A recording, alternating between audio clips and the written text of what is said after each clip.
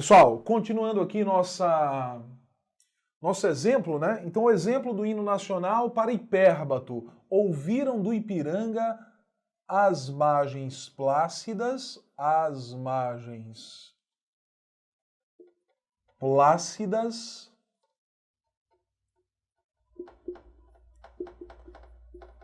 Esse é o primeiro verso, ouviram do Ipiranga as margens plácidas.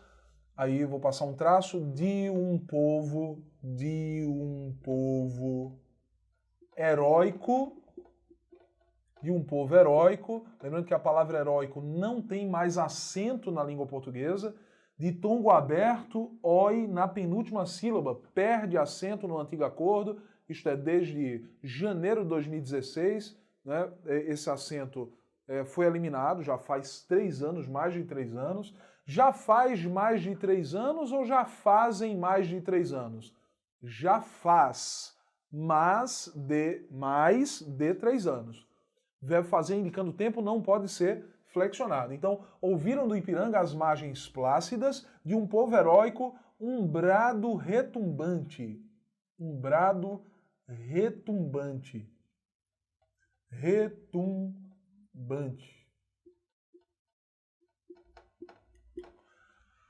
Aquela história. Ouviram do Ipiranga as margens plácidas de um povo heróico, um brado retumbante. Aí você canta, não sabe nem o que está cantando, ainda coloca a mão no peito, né? Mas veja, Tiago, tudo bem. Aí quer dizer que tudo aqui está invertido, é? Está. A ordem direta dessa oração, olha, vou colocar essa oração aqui, quer dizer, a oração não, né? Esse fragmento na ordem direta. A ordem direta é assim, olha, eu vou colocar em números aqui. Número 1, as margens plácidas. Esse é o número 1. Número 2, ouviram. Vou colocar em cor diferente para a gente visualizar melhor. Ouviram. Número 2. Ouviram... Epa, não, número 2 não é esse não. Calma aí. As margens plácidas, número 1. Número 2, do Ipiranga. Número 3, ouviram. Ouviram o quê? Um brado retumbante. Um brado retumbante. Número 4, de quem? De um povo heróico. Número 5. Então tá aqui. A ordem é essa. Eu vou colocar na ordem para você perceber. As margens plácidas do Ipiranga,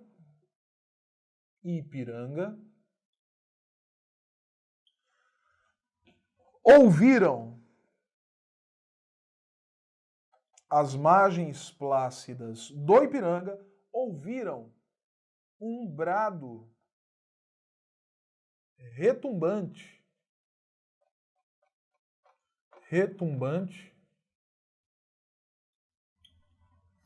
de um povo heróico.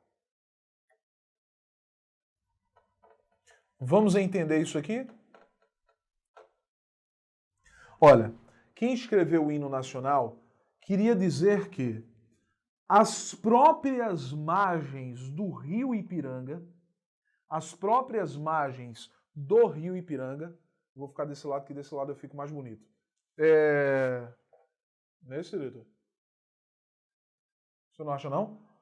Olha, as margens plácidas do Ipiranga, do rio Ipiranga, ouviram.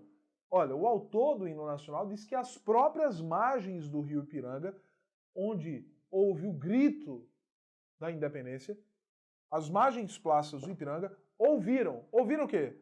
Um brado retumbante. O que é brado retumbante? Um grito estrondante. De quê? De um povo heróico. As margens plácidas do Ipiranga ouviram um grito estrondante de um povo heróico. Que povo heróico? O povo brasileiro que surgia. Né? Então é isto.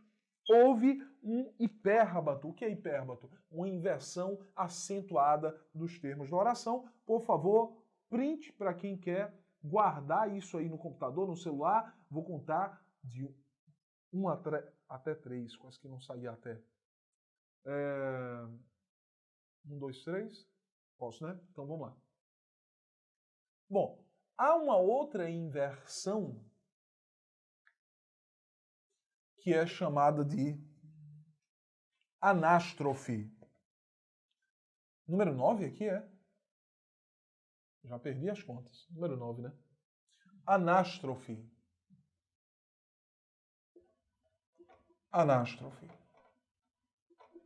Anástrofe é uma inversão simples dos termos da oração. Inversão simples dos termos da oração. Eu tenho uma lista aqui, eu vou utilizar a lista para seguir essa sequência de figuras, né? Inversão simples dos termos da oração. Vou colocar aqui, olha. Exemplo.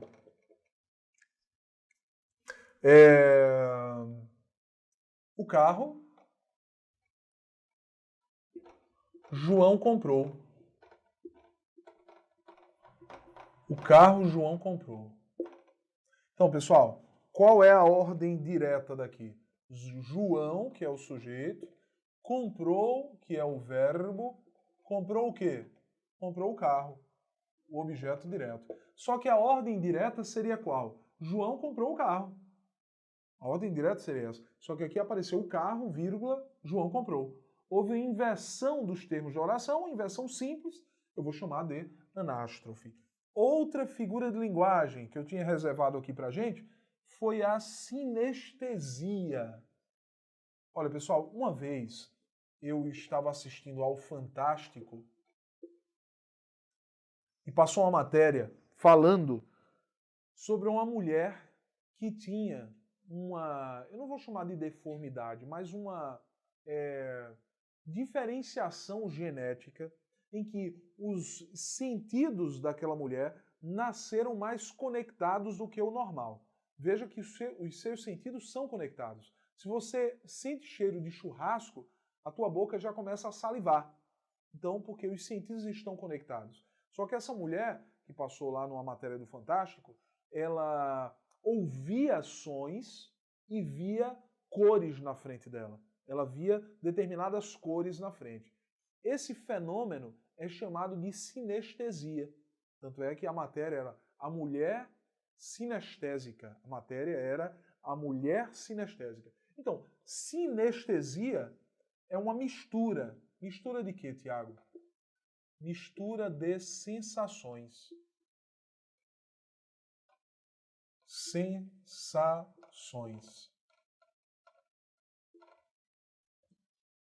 Mistura de sensações. Exemplo. Sentia o gosto áspero da solidão.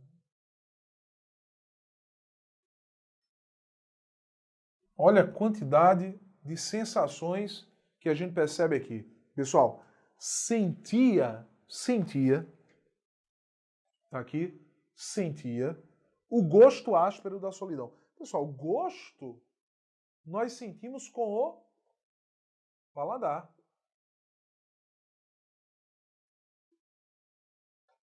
Aspereza com o tato. E solidão é um sentimento. Olha, o gosto áspero, como é isso, gosto áspero? Gosto é sentido, uma sensação do paladar. Aspereza é uma sensação do tato. E solidão é um sentimento. Né? Então, há uma mistura de sensações, por isso eu vou chamar de sinestesia, por favor. Dê o print. E aí eu vou continuar com mais uma figura de linguagem. Dessa vez o nome da figura é perífrase. Perífrase. Olha, perífrase que também recebe o nome de antonomásia. Olha, cada nome lindo, né? Você pode até colocar no seu filho ou filha. Pode ser até um casal. Perífrase e antonomásia. Perífrase é o rapaz, antonomásia é a moça. Olha, perífrase ou antonomásia. que é isso, Tiago? Bom, isso aqui se caracteriza pelo uso de uma expressão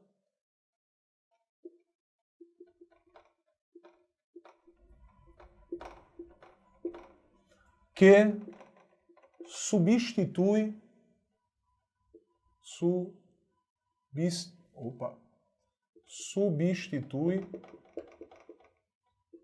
sempre o nome de uma pessoa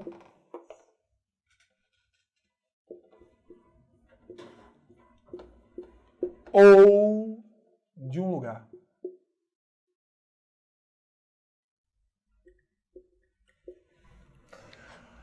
Uso de expressão que substitui sempre o nome de uma pessoa ou de um lugar. Olha, aqui é fácil demais lembrar perífrase, lembrando que a perífrase é um tipo de metonímia, que você vai trocar uma palavra por outra porque elas têm uma relação muito próxima, só que aqui eu não vou trocar uma palavra por outra. Eu vou trocar uma palavra que pode ser o nome de alguém ou o nome de uma cidade, de um lugar, por uma expressão que sempre vai ser associada àquela pessoa, sempre vai ser associada àquele lugar. É diferente daquela frase em que eu disse o bronze soava na torre da igreja. Olha, quando eu falo de bronze, nem sempre eu estou fazendo referência a sino. Mas nessa frase, o bronze soava na torre da igreja, eu estava fazendo referência a sino. Né? Só que entenda o que eu vou fazer aqui. O pai da aviação brasileira.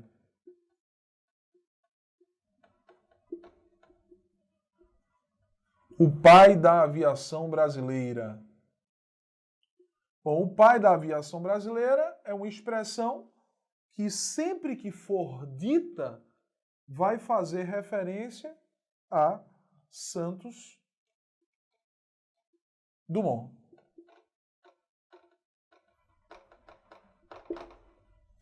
Sempre que for dita vai fazer referência a Santos Dumont. Da mesma forma,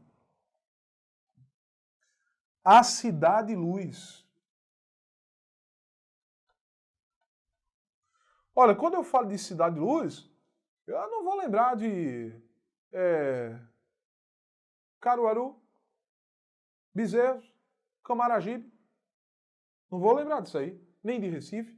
Eu vou lembrar de Paris. Eu vou lembrar Paris. Quando eu falo de a Veneza brasileira, a Veneza brasileira. Olha, quando eu falei de Cidade Luz, obviamente que eu não poderia lembrar de Recife. Eu não poderia me lembrar de Recife. Mas quando eu falo de Veneza brasileira, aí sim eu estou falando de Recife. Certo? Da mesma forma, o rei do futebol. O rei do futebol, Pelé. Da mesma forma, o rei do brega, Reginaldo Rossi. O rei do brega. O rei da música brasileira, Roberto Carlos. E assim por diante. O rei do pop, Michael Jackson, né? Elvis Presley. O rei do rock, Elvis. Então, são expressões fixas para um lugar ou para uma pessoa. Aí eu chamo de perífrase ou antonomásia. Eu coloquei mais uma lista aqui de figuras de linguagem, além de perífrase, antonomásia. Falei de hipérbole, hipérbato e mais um aqui, olha, número 12. Olha o print. Vamos lá. Print na tela, por favor. Número 12.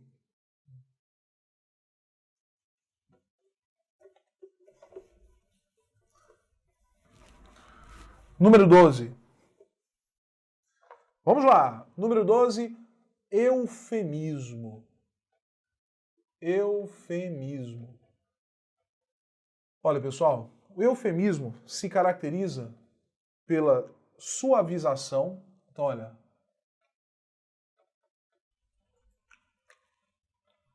suavização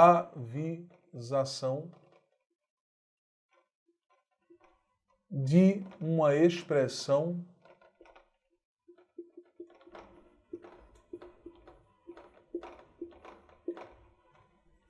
grosseira, pesada, né? Por exemplo,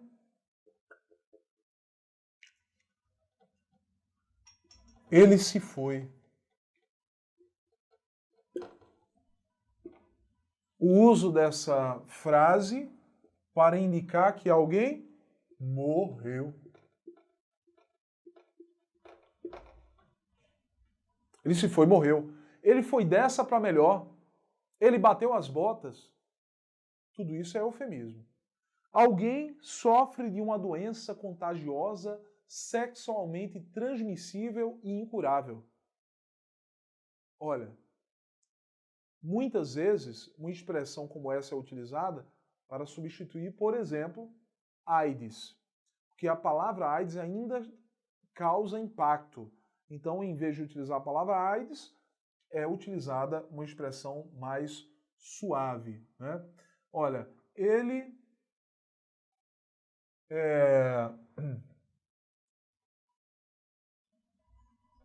tem uma ausência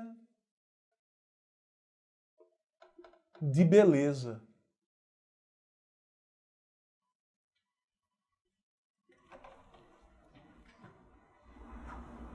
Que isso? Que é isso? Um apontando para o outro aqui. Um apontando para o outro. Olha, ele tem uma ausência... Ainda bem que não apontaram para mim. Olha, ele tem uma ausência de beleza, isto é, ele é feio, bicho, viu? Olha, ele é feio. Ausência de beleza. Então, para não dizer que o bichinho é feio... Não, peraí. Todo mundo apontando para mim aqui. Olha, tá vendo, pessoal, o que eu sofro aqui no estúdio? Absurdo. Olha... Ele tem uma ausência de beleza, para não dizer que o bichinho é feio, a gente disse que ele tem ausência de beleza, né? Então, assim vai. Eufemismo é isso. Agora, existe o contrário, que é disfemismo. Eu não vou colocar aqui porque o disfemismo não é cobrado em prova, eu nunca vi em prova.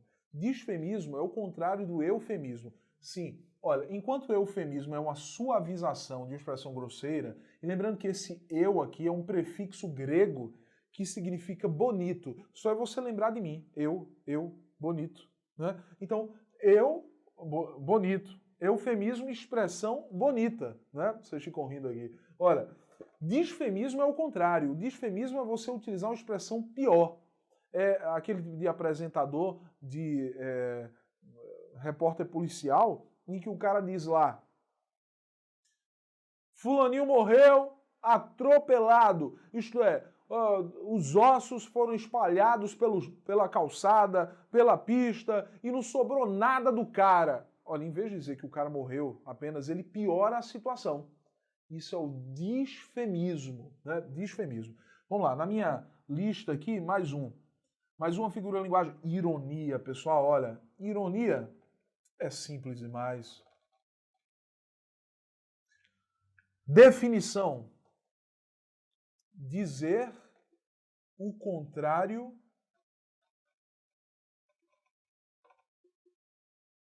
do que se queria dizer. Dizer o contrário do que se queria dizer. Tá lá, você no trânsito, o camarada bate no seu carro, você sai e diz: rapaz, eu saí de casa hoje com a intenção, olha, doido, sonhando que alguém batesse no meu carro. Isto é, você não queria dizer isso. Você queria dizer o contrário. Aí chega aquela tua amiga, né, com um vestido que você achou horrível. Aí você diz assim: menina, como tu estás bonita. Não é assim? Menina, como você está bonita. Como você está bonita. Olha, na verdade, você queria dizer que ela estava horrível. Mas você foi irônica ali. Menina, como você está bonita. Aí veja, quer dizer, amiga não, colega, porque a amiga não faz isso, viu? Não faça isso não. Colega, conhecida, amiga, não faz isso com a outra amiga. Olha, dizer o contrário do que se queria dizer, a definição já é essa, já coloquei exemplo, você já entendeu. Eu venho aqui para a 14ª figura. Eita, essa é importante. Olha, personificação. Personificação ou prosopopeia. Olha que nome lindo. Prosopopeia. Tiago, o que danado é isso? Você, na prosopopeia, dará características humanas a animais ou seres inanimados. Vai dar características humanas a animais ou seres inanimados. Então aqui, olha, características humanas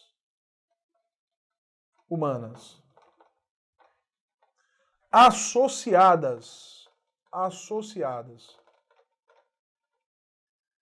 a um animal ou a um objeto. Entenda o objeto aqui como um ser inanimado, né? Não precisa ser objeto só, né? Qualquer ser que não tenha vida. Então, se eu associar a característica humana a um ser que não tem vida, eu vou chamar de personificação ou prosopopeia. Personificação ou prosopopeia. Então, por favor, dê o print para que eu possa apagar e continuar com mais figuras de linguagem. Tiago, não termina não? Nunca não? Bom, são muitas, né? Muitas figuras de linguagem. Meu diretor, só uma dúvida, eu estou olhando aqui. No YouTube está tudo certo? Tá ao vivo lá no YouTube? Certinho, né? Maravilha. Entendi, diretor. Olha, ponto 15.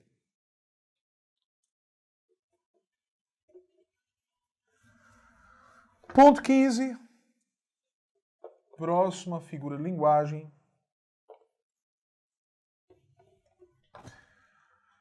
Na minha lista aqui, eu já falei de antítese para vocês, já falei de paradoxo. Sim. 15. Apóstrofe. Pessoal, o apóstrofe, a figura de linguagem apóstrofe, é o nome dado na parte, lembrando que a gramática ela se divide em 5 partes. Primeira, fonética, segunda, morfologia, depois sintaxe, depois semântica e, por último, estilística. A parte de estilística é a parte que trabalha com figuras de linguagem e vícios de linguagem. Figuras e vícios de linguagem. Então, na parte de estilística, esse é o nome dado ao que nós conhecemos com o nome de vocativo lá na parte de sintaxe. Vocativo, que também é denominado de chamamento. O vocativo ou chamamento é o nome dado à função sintática do termo que eu vou colocar aqui. Em termos de estilística, o nome vai ser apóstrofe. Então aqui, olha. Letra A. Maria. Você irá ao cinema?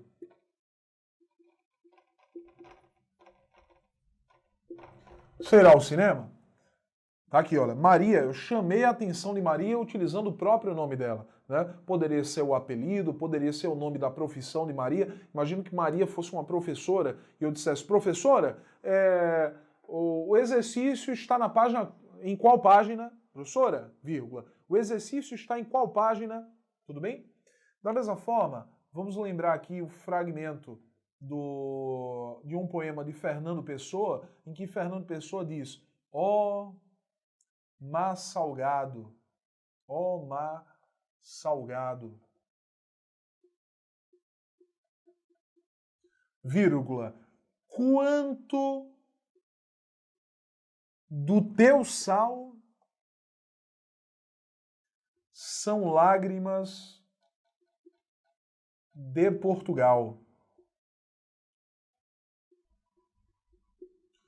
Ó mar salgado, quanto do teu sal são lágrimas de Portugal. Certo? Que é uma pergunta, né? Fernando Pessoa faz. E aqui, o vocativo. Fernando Pessoa, ele fala com o próprio mar. Está lá Fernando Pessoa, à beira do mar. Ó mar salgado, quanto do teu sal são lágrimas de Portugal. Tá aí, olha. Vocativo é a classificação sintática. Apóstrofe, classificação estilística desse termo, desse chamamento, né? Eu venho aqui para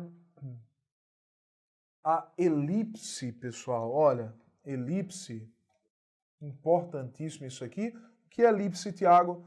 É a omissão de um termo da oração. Omissão de um termo da oração.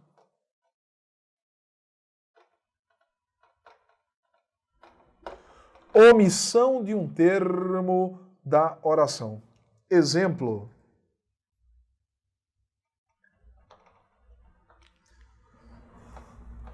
Na sala, vírgula, muitas pessoas. Na sala, vírgula, muitas pessoas. O que é que eu omiti? Eu omiti o verbo. Olha, eu poderia ter dito aqui, na sala há muitas pessoas, na sala existem muitas pessoas, mas eu omiti o verbo, eu retirei o verbo, né? Então está aqui um exemplo de elipse. A retirada de qualquer termo, omissão de um termo da oração, seja verbo, seja um substantivo, seja um pronome, quando eu digo assim, olha, fizemos as atividades da escola, o que é que eu omiti aí? O pronome nós. Sujeito, nós fizemos, né? Omitir este pronome. Tudo bem? Vamos lá, ponto 17. Opa, olha o print. Já ia apagando aqui, calma. Apóstrofe, tá aqui, olha. Foi o item 15. Então, por favor, print aí na tela. Foi? Tranquilo, né? Vamos lá. Próximo. Olha, seguindo essa lógica aqui da elipse, eu vou falar sobre zeugma. Olha que nome lindo. Zeugma. Número 17. Zeugma. Zeugma é a omissão de um termo já citado. Omissão de um termo já citado é zeugma. Exemplo. Eu ensino português. Eu ensino português. Ponto e vírgula. Eduardo, vírgula, informática. Informática. Então, pessoal, o que que acontece? Eu ensino português, Eduardo informática. Eduardo faz o que com informática? Ele ensina. Observa que eu omiti aqui o verbo que eu já havia citado na frase anterior. Eu ensino português, Eduardo ensina matemática. Retirei o verbo porque eu notei que não havia necessidade alguma de repetir o verbo, já que eu consigo entender, né, a frase, o período por completo. Né? Então, omitir o verbo que já havia sido citado, isso é zeugma. Tudo bem? Então, muita atenção. Eu vou ao 18º caso aqui. Deixa eu ver como é que está a minha lista aqui. Hipérbato, já falei para vocês. E aí eu venho aqui para polissíndeto. Polissíndeto. Pessoal, poli significa vários, várias. Síndeto significa conjunção.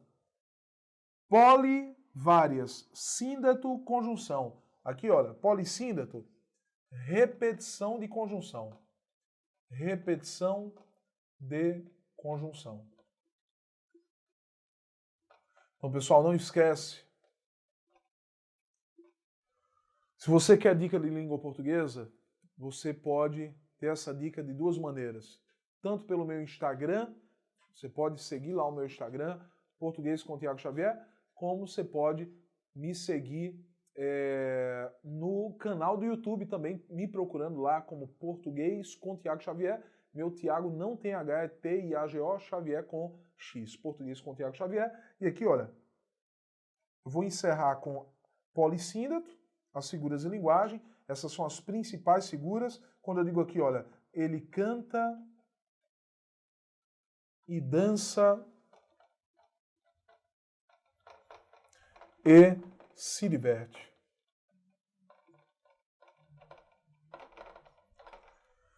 Ele canta e dança e se diverte. Olha a repetição da conjunção.